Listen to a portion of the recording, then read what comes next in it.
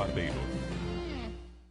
Bom, a gente vai falar um pouco agora de negócio e negócios relativos à presença de pessoas de um país no outro. Por exemplo, temos aí pela frente dois grandes eventos. Um deles é a Copa do Mundo 2014, depois tem a Copa do Mundo, a Olimpíadas, perdão, em 2016. E eu estou aqui com o professor da FIA, da Fundação Instituto de Administração da USP, aqui está ao meu lado, que é o professor Sérgio Pereira, que é também da consultoria Ancon. Sérgio, muito obrigado aqui pela participação conosco no Mundo Corporativo. Bom dia, Heródoto. Prazer. Sérgio, me conta o seguinte, como é que eventos como esses dois que eu citei mais recentemente, o evento de Londres, que é a Olimpíada de 2012, pode gerar negócio? Olha, o influxo ou a chegada de estrangeiros para atender, digamos assim, o evento é muito grande. Então vai haver um movimento pouco antes visto no país de visitantes, de turistas, de pessoas que apreciam o evento. Então, na verdade, o que vai gerar de negócios é muito grande, desde a hotelaria até um maior movimento de táxi. No período pré-evento vai acontecer, ou vai haver uma quantidade muito grande de negociações em várias áreas. Então, um evento como esse, ele acaba atraindo um grande número, uma longa lista de possibilidades de negócios, que começam agora, 4 anos ou 6 anos antes do evento, e vão se estender até o dia do evento, e ainda um pouquinho depois, dependendo de como a gente fizer isso, bem feito ou mal feito, isso ainda pode se estender depois dos eventos. Mas eu diria que isso vai causar vai movimentar o mundo dos negócios em uma longa lista de possibilidades. Agora, Sérgio, é mais na área da prestação de serviço? Sem dúvida. A prestação de serviço ela sai na frente. Por quê? Porque o estrangeiro, quando vem visitar o nosso país, ele acaba utilizando restaurantes, ele utiliza hotéis, ele se transporta o tempo inteiro. Isso é naturalmente serviços, mas também acaba adquirindo uma série de produtos que ele, claro, identifique como sendo brasileiros. Então, na verdade, tem uma movimentação dos dois, tanto do produto físico quanto do serviço. Mas o serviço, disparadamente, vai chamar atenção, isso é óbvio. Agora, a gente poderia tomar como modelo, né? Não estou falando da gente copiar, mas retomar do modelo, porque, afinal de contas, outros países do mundo estão fazendo esses eventos internacionais antes de nós. Sim. Podemos tomar como modelo a preparação que a cidade de Londres e a própria Grã-Bretanha, em função da Olimpíada em 2012? Eu acredito que sim. Há algumas semanas, Heródoto, divulgou-se na imprensa brasileira algumas observações que a Prefeitura de Londres e o país, Reino Unido, a Inglaterra, fez para os seus cidadãos, alertando da forma como eles deveriam, digamos, interagir com o elemento estrangeiro ou com os visitantes de outros países. E nós aqui no Brasil lemos a nosso respeito, porque o Brasil está lá na lista de países que foram, digamos assim, pesquisados, e virou um pouco de motivo de piada, as pessoas reagiram de uma certa forma. Mas sim, o exemplo é bom e deve ser seguido. Para quem não sabe, a Prefeitura de Londres, ela fez uma lista de 26 países, e cada país desse mereceu um pequeno dossiê, digamos, de 30 páginas, mais ou menos, explorando uma infinidade ou uma longa lista de assuntos. Então é um bom exemplo. Bom, então, eu acho que posso entender que para que esse negócio possa se desenvolver, eu preciso conhecer quem é o meu cliente. Bom, sempre preciso, mas no caso específico, meu cliente pode até não falar a minha língua, como é o caso, por exemplo, de viajantes internacionais. Exato. Então, é uma coisa interessante, porque quando a gente fala de cultura, a cultura é como se fosse um iceberg. Então, ela tem uma pequena ponta acima da água e, infelizmente, nós temos uma profunda camada que não é visível, que está abaixo da linha da água. Essa camada que é invisível que é complicada. Então o que aparece normalmente, o que fica acima da linha d'água? O idioma, que é o primeiro contato que nós temos com outra cultura é através da comunicação. Então é a primeira coisa que chama atenção, sem dúvida nenhuma. A sorte de Londres é que eles falam inglês como língua nativa e hoje a língua dos negócios, a língua internacional é o inglês. Então isso já elimina uma parte do problema. No Brasil, a gente vai ter um problema muito mais sério, porque o inglês é muito pouco falado aqui no nosso país. Sabe, Sérgio, eu tive uns 2 anos na China, 2 anos antes das Olimpíadas de Pequim. E fui visitar uma cidade do interior da China. Cheguei lá, era uma cidadezinha e tal, mas tinha um bruto num colégio com umas 4.000 crianças. E aí eram tudo garotinhos assim de 12 anos, 13 anos de idade. O professor me falou, olha, todos estão falando inglês. Eu falei, puxa vida, mas aqui no interior da China isso porque quando a Olimpíada chegar, nós queremos ser milhões de pessoas aqui na China falando inglês. Quer dizer, você acha que um planejamento semelhante precisa ser feito no Brasil, não? Demorou, passou do tempo já. Na verdade, a gente já deveria ter feito isso há algum tempo. países como o Brasil, que estão em desenvolvimento médio e aspiram a digamos, um degrau na comunidade internacional, eu diria Turquia, Brasil, China, Rússia, Índia, México, todos esses países já deveriam ter feito essa lição de casa. A China correu e ela fez talvez antes. A Índia já tem o inglês como língua oficial, pelo menos do governo, e amplamente falado. E o Brasil, infelizmente, ainda não tomou esse tipo de ação. É um programa que envolve, ou uma ideia, um planejamento que envolve, infelizmente, um esforço, ou felizmente um esforço de toda a comunidade, e tem que ser projetado para no mínimo 10 anos. O fato é que nós somos um país onde pouquíssimas pessoas falam inglês. Até mesmo executivos de ponta têm dificuldade na comunicação com o segundo idioma.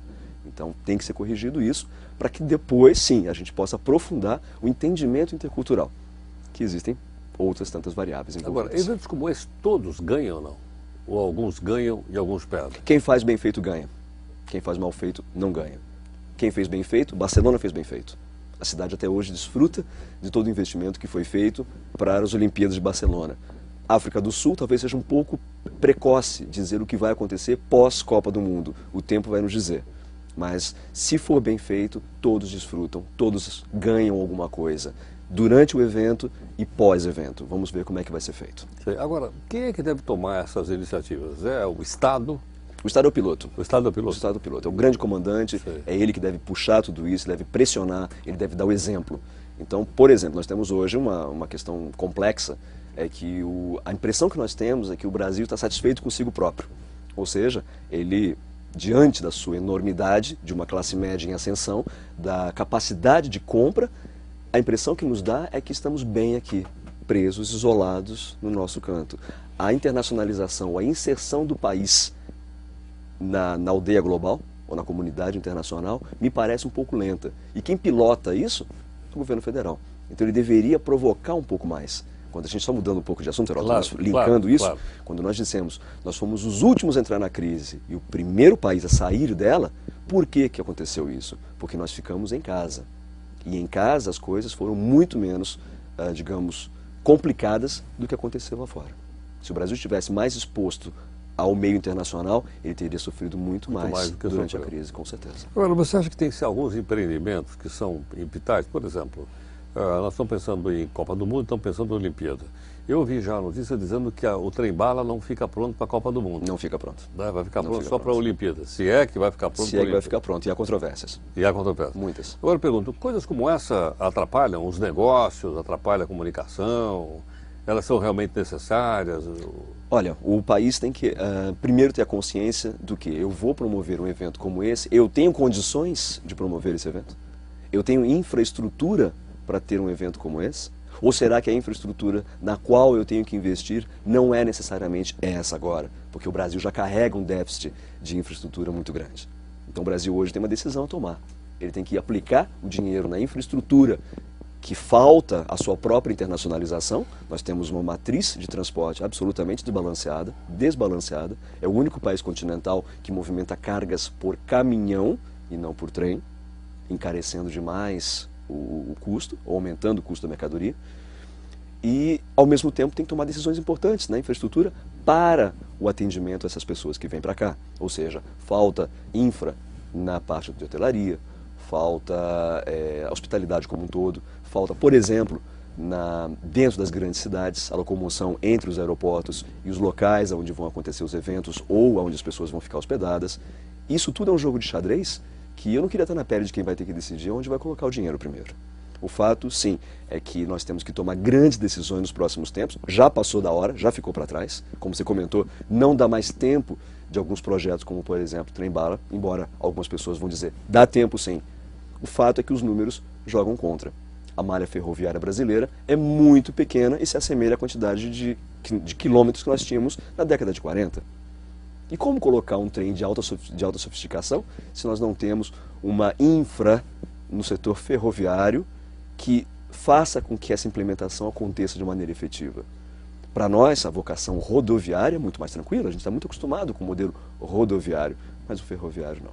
Agora, de onde viriam esses negócios? Esses negócios viriam das empresas internacionais, das empresas brasileiras? O Estado você já disse. Seria uma grande parceria. Seria uma grande parceria. O Brasil, ele não tem condições de atuar em todas as áreas que ele gostaria, ou que ele precisa, e o fato é que, sim, existe um potencial de atratividade muito grande. Há muitas empresas fortemente interessadas em projetos de infra, que aí vão desde construção de trem-bala, passando por hotelaria e tudo mais. Tem todo mundo interessado. Os olhos estão voltados para o Brasil. O ponto é, teremos tempo e condições de fazer com que isso aconteça, mas parte do investimento vem de fora. Agora, esses negócios ficariam concentrados só em grandes investimentos? Porque nós citamos trem-bala, citamos hotel, citamos... Reforma de estádios, não é? Portos no norte, para poder substituir portos, a rede hoteleira, claro, que é uma ideia profundamente brasileira. Não, na verdade, esse investimento ele vai se pulverizar. Então, há investimentos que a gente pode chamar de microinvestimentos também. Então, nos próximos anos, e esse já vem com um pouco menos de tempo em relação ao evento, certamente nós vamos ver aqui no Brasil, por exemplo, transportes especializados. Hoje nós temos o táxi, que não fala nada em inglês, não consegue nem passar um preço da corrida em inglês, que vai causar um distúrbio muito grande lá na frente. Então, eu tenho certeza que vão chegar, por exemplo, produtos como transporte. Então, devemos ter micronegócios desembarcando no Brasil, aproveitando o momento. Isso vai acontecer com certeza. Sim.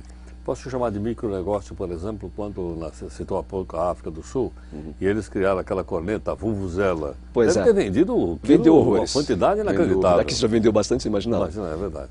Então, sim, isso é perfeito porque o brasileiro é muito criativo também, nós temos isso como característica cultural, nós somos extremamente criativos e flexíveis e não há dúvida de que esse microinvestimento em coisas diferentes, isso vai acontecer. E aí, chegando mais próximo dos eventos, a gente vai se divertir muito ainda com a possibilidade de negócios que vão ser gerados. Agora, falando ainda um pouco em micronegócio, em outros países do mundo existe aquele sistema do chamado bed and breakfast. Eu vou para lá, eu não tenho grana para pagar um hotel, mas eu quero ir. Mas eu durmo então eu pego uma casa de família e tal, e coisa, né? Pago uma pensão bem baratinha e tudo mais. Você acha que nós temos cultura para isso aqui? Não, não temos cultura. Ainda não temos cultura nem de oferecer esse tipo de serviço e não temos a cultura ou a sensibilidade cultural de termos alguém muito diferente, por exemplo, usando um quarto da minha própria residência. Então é um trabalho que começa com a conscientização nossa, brasileiros, de que nós não somos o centro do mundo, começa por aí, o etnocentrismo tem que ser deixado de lado, nós somos diferentes, aquilo que é diferente nos causa estranheza, da mesma maneira que a eles também nós causamos estranheza. Então a primeira coisa é isso, o Brasil tem que estar aberto para entender que daqui nos próximos anos a gente vai ter uma quantidade de pessoas que se comportam de maneira diferente, que falam, que comem, que se vestem de maneira diferente, que compreendem a mensagem de maneira diversa. E, no entanto, essas pessoas serão incorporadas à nossa cultura durante um pequeno período de tempo. O ideal é que a gente consiga fazer esse convívio funcionar muito bem. Então, no sistema Bed and Breakfast, quem fosse propor a fazer uma coisa como essa, eu acho que tem um terreno muito interessante para ir, as pessoas têm que estar preparadas. O governo pode auxiliar. Ele pode auxiliar, ele pode Tem que treinar essas pessoas. Tem que treinar essas pessoas, tem que disseminar. Primeiro eu preciso passar em cima daquela barreira cultural que você acabou de dizer agora e ter alguém na minha casa. Exato. Exatamente. A primeira coisa é isso. Né? Vai usando um banheiro do lado do banheiro da minha família. Vai na cozinha e pega um copo com água. Quem é essa figura com uma vestimenta diferente, ou com um hábito diferente, com um linguajar diferente? Então, a primeira coisa é isso. Nós temos que nos aproximar um pouco daquilo que é diferente para nós, sem que isso cause muita estranheza. A curiosidade do brasileiro é uma coisa positiva, nós somos naturalmente... Curiosidade, nós somos curiosos. Só que essa curiosidade tem que ser uma curiosidade respeitosa. Ela não pode ser uma curiosidade de achinque. Ela não pode avacalhar ninguém, usando um termo bastante popular. Então, isso é muito desagradável. Nos programas de televisão brasileira, muitas vezes nós vemos programas que brincam de uma forma, eu diria até um pouco deselegante, com um elemento estrangeiro, só porque ele não fala o idioma. Então faz-se piadinhas de duplo sentido e tudo mais. É um mau exemplo. Agora, é um mau exemplo. Sérgio, nós estamos também passando por um período de uma boa autoestima no país, na verdade. Acho que nunca passamos por um período de autoestima como esse. Talvez em 70, né, quando era um país grande. Bom, aí já era um outro regime. Mas eu te pergunto o seguinte, nessa autoestima e nesse meu nacionalismo, mas por que eu tenho que falar a língua dele e ele não fala a minha língua? É a pergunta que sempre me fazem, em aulas, em treinamentos e tudo mais. Por que eu tenho que flexibilizar e não ele flexibiliza em relação a mim? A gente costuma dizer que no negócio, quem quer vender tende a ser mais flexível.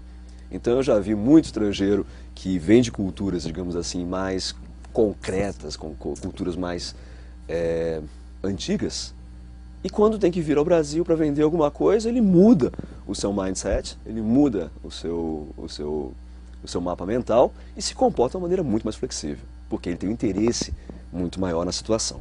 A outra variável é, normalmente, as culturas mais jovens, elas tendem a ser mais flexíveis do que as culturas mais antigas. Então, por exemplo, vamos botar nós aqui no Brasil, com 400 anos de formação, que ainda não terminou, nós somos uma cultura muito jovem, muito bebê, vamos comparar com a Ásia, estamos falando de 4.000 anos. Então é natural que eles estejam muito mais arraigados aos seus valores e crenças, e é natural que eles tenham menos possibilidade de flexibilizar do que nós temos. Isso é um caráter positivo para o brasileiro, desde que essa flexibilização não deslanche para o famoso jeitinho, que é um termo consagrado já hoje. O brasileiro atrelado à palavra jeito. E sempre que esse jeito... Por que não tem esse jeitinho em outras culturas? O México talvez tenha um pouco do jeito, mas ninguém se equipara ao brasileiro. Por isso que toda a literatura... Ele é o rei do jeitinho. Ele é o rei do jeito. Ele é o rei do jeito. E nada contra o jeito, desde que o jeito seja a flexibilidade, mas sem romper o limite da ética, da moral e da legalidade. O problema é que nós aqui no Brasil temos uma vontade tão grande de improvisar, talvez não seja a palavra correta, mas de flexibilizar, que a gente muitas vezes ignora essa fronteira e acaba passando para o lado de lá, da ética, da moral e da legalidade. Esse é o problema. Então, quando o estrangeiro observa o jeitinho brasileiro, já é com uma ponta de preocupação. Agora, em negócio, obviamente, para que eu possa atrair o meu cliente, no caso agora que é uma pessoa que vira de fora para ver a Copa do Mundo ou a Olimpíada, eu precisaria fazer um pouco de marketing do meu país, no caso que é o meu produto, não é verdade? Também, sim. Qual marketing você acha que seria mais adequado? Que tal aquelas fotos de mulheres maravilhosas? Não, o Brasil já é bastante conhecido por essa. Tá bom. Já é bastante conhecido por essa. Inclusive os biquínis. Pois é, o biquíni brasileiro é imbatível, né? Aparece em qualquer... 9 entre 10 propagandas do Brasil aparece o biquíni. Inclusive o Brasil é o país do 5S, né? Que é Sand, Sun, Sex, Soccer and Samba. Então, nós estamos vinculados a esse 5S e tem que desvincular um pouquinho disso daí. Tem que também atentar, dizer que o Brasil também é o país da indústria, que é o país de um futuro brilhante que se desenha agora. Uma coisa que me chama a atenção, nas televisões do mundo inteiro, países fazem propagandas institucionais. Sim, eu me lembro, por exemplo, de ter visto há muito tempo aquela propaganda do café. Não era uma marca de café, mas dizia café da Colômbia. Exato, né? Exato. E aí eu encontrava a pessoa, não, mas o café da Colômbia é mais suave, é mais isso, mais aquilo. Nunca ninguém fala nada aqui de café do Brasil. Não, nunca teve. Não é. E, por exemplo, na Europa, em algumas televisões europeias, que hoje já são globais, você vê, por exemplo, propagandas institucionais de países como Montenegro, que é um país recém-criado, um país pequeno, ou da Croácia. Eu vi da Colômbia. Na CNN. Exato. E aqui são propagandas muito bonitas, que mostram um país como um todo, uma bela trilha sonora, e a mensagem que fica é: visite o nosso país. E eu tenho frequentado esses países, vários países há muitos anos, e eu nunca vi uma propaganda do Brasil, institucional, dizendo: venha, conheça o país, invista no Brasil. Fica a crítica. Por isso que a gente acaba criticando, dizendo que a impressão que dá é que a gente se basta, que está tudo bem como está hoje, que a gente não precisa do mundo da maneira como a gente poderia ou como pode precisar. Agora, é interessante que eu já vi várias pesquisas dizendo que os brasileiros são muito empreendedores. Sim. Aquele ranking de empreendedorismo, o Brasil está lá no topo. Exato. Tá? Ora, se nós somos bastante empreendedores, especialmente também na área de negócio, na área comercial, eu te pergunto o seguinte: para que isso possa deslanchar, então nós temos que ultrapassar que barreira? A barreira cultural? A primeira barreira é o seguinte: o Brasil precisa do mundo, mais ou menos. Vamos comparar com outros dois países, Holanda e Inglaterra. A Holanda precisa do mundo? Sim, muito, porque se ela depender só do país dela, ela vai entrar numa situação complicada. A Inglaterra também? Sim, ela tem um mercado local interessante, mas ela precisa do mundo. Esses dois países demonstram claramente que o caminho é o caminho da integração, da inserção internacional. O Brasil hoje é curioso, porque ele tem um mercado consumidor muito grande, ele tem uma base industrial fabulosa, ele cresceu ao longo dos anos e, melhor, a situação está melhorando. Então, as empresas tendem a prestar mais atenção aonde? Aqui, onde as margens de contribuição, os preços são melhores do que no disputadíssimo mercado internacional. Então, apesar do empreendedorismo que existe, existe ainda uma barreira em relação à percepção mundo, à dimensão globo. É essa que a gente tem que vencer. E aí, como convencer o empresário nacional que as oportunidades fora do Brasil são tão atraentes ou até melhores do que tem aqui dentro? Então, é um problema sério. Mas também é uma questão sem volta, né? Quer dizer, as mudanças econômicas e estruturais pelas quais o mundo passou, isso quer dizer assim, a gente não vai voltar, é daqui para frente, não é daqui para trás. É daqui para frente, mas podem acontecer situações inesperadas. Por exemplo? Que ninguém contava com a crise de 98 e 99. Desculpe, 2008 e 2009. Tá. Ninguém contava com ela. O Brasil, o mundo vinha se a gente observar, por exemplo, a curva de crescimento comercial, até 2007 era tudo azul. Era tudo azul. Alguns pensadores, alguns analistas já alertavam, cuidado, há perigo à frente. Mas ninguém contava que a crise fosse ser tão forte. Hoje nós temos uma situação interna no país que aparentemente é boa. Alguns analistas já alertam. Há bolhas, cuidado, há bolhas. Então, se a gente separar, analisar Brasil, analisar o restante do mundo, a dinâmica é diferente. Mas pode acontecer alguma coisa no Brasil, o mercado interno pode cair, nós podemos ter uma situação, essas empresas com suas capacidades já instaladas e já produzindo, elas não vão deixar de produzir, elas vão ter que escoar essa produção em algum lugar. Se o mercado nacional falhar, elas vão colocar isso fora do Brasil. E aí fica a pergunta, fizeram o dever de casa? Começaram a investir no mercado internacional com o tempo necessário para que isso resulte em alguma coisa, que seja de pelo menos 5 anos? Agora, Sérgio, eu imagino que tanto o investidor internacional como o turista internacional têm uma coisa em comum. Eles querem segurança. Sim. O investidor quer a segurança seguinte, eu vou investir meu capital aí, mas eu quero ter a segurança de que eu posso tirar o capital quando eu achar que devo tirar. Lógico. E o turista é a mesma coisa. Olha, estou visitando aí, mas eu quero ter certeza que eu vou voltar vivo depois para minha casa. É claro que eu não vou ficar na rua com um tiro ou levar uma facada por causa do meu tênis. Não é verdade? É lógico.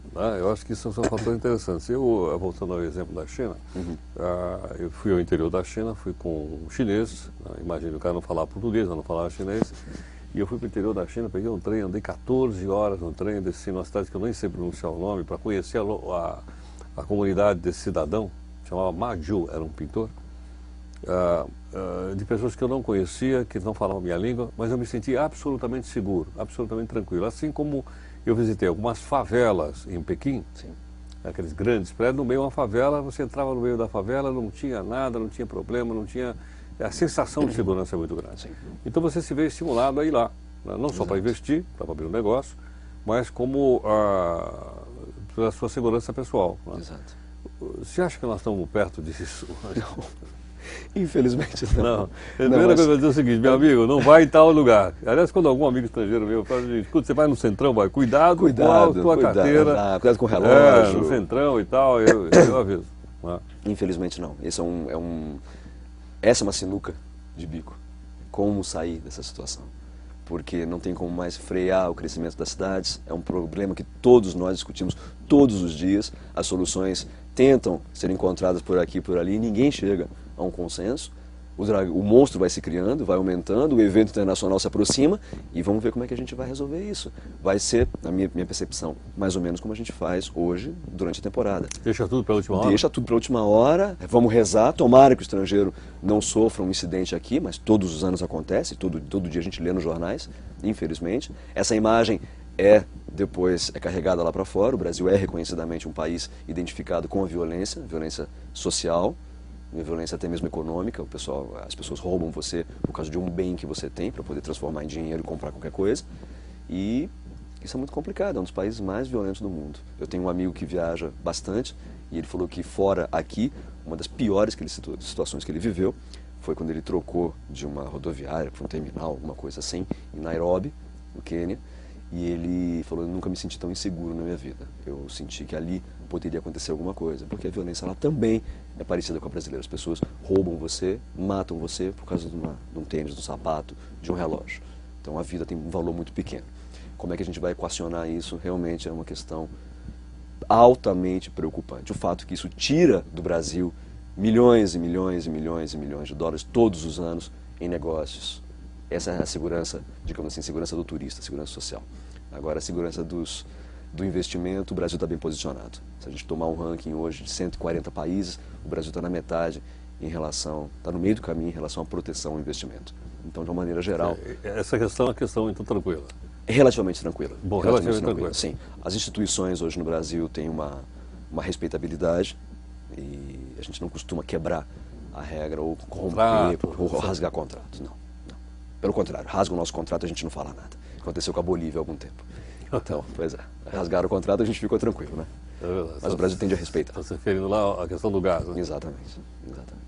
Bom, em relação ainda a esses acontecimentos, você acha então que nós podemos não ter o retorno que a gente gostaria, ou da grande oportunidade, porque isso além de uma despesa é uma grande oportunidade. Exato. De você ganhar dinheiro, de você fazer negócio, de você se consolidar no mercado internacional. Tem um risco muito grande, muito grande. Por quê? Porque, de novo, planejamento de longo prazo. Se o evento for encarado somente como um evento esportivo, ele vai dar prejuízo, você não tem dúvida. Ele vai dar prejuízo dos grandes.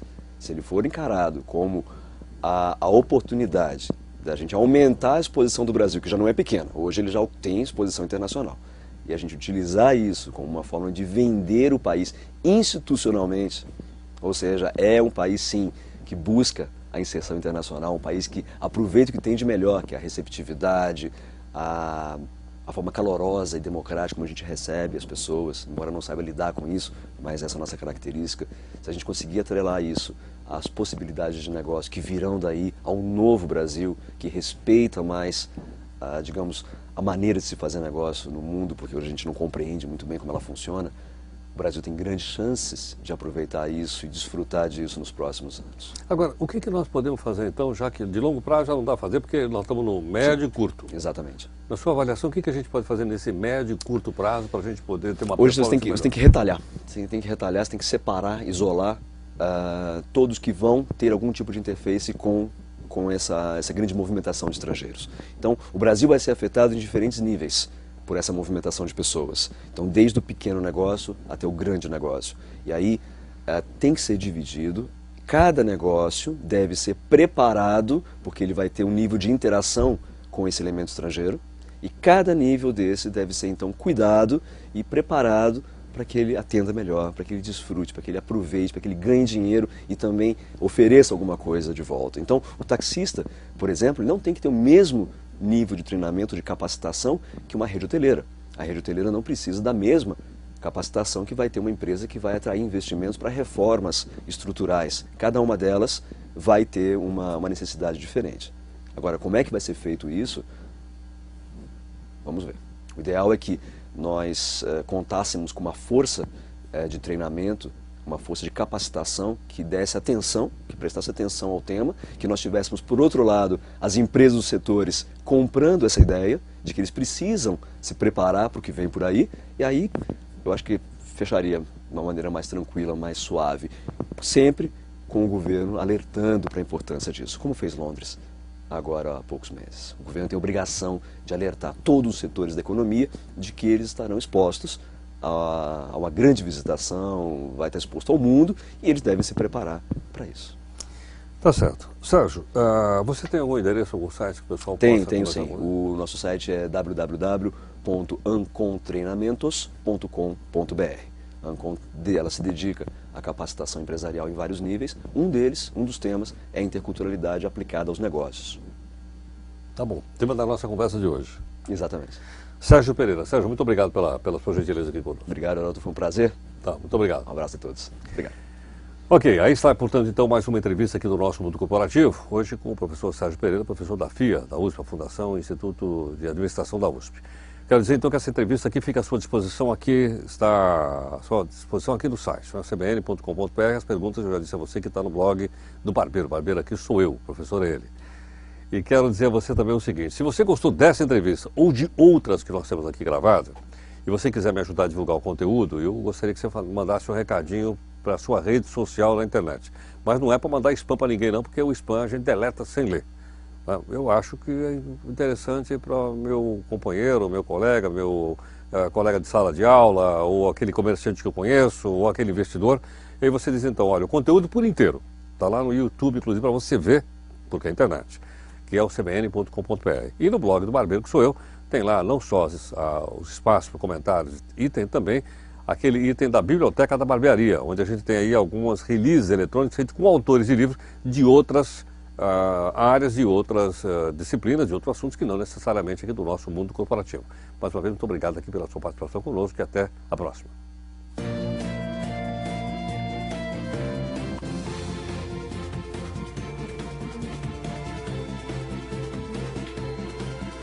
Mundo Corporativo, com Heródoto Barbeiro.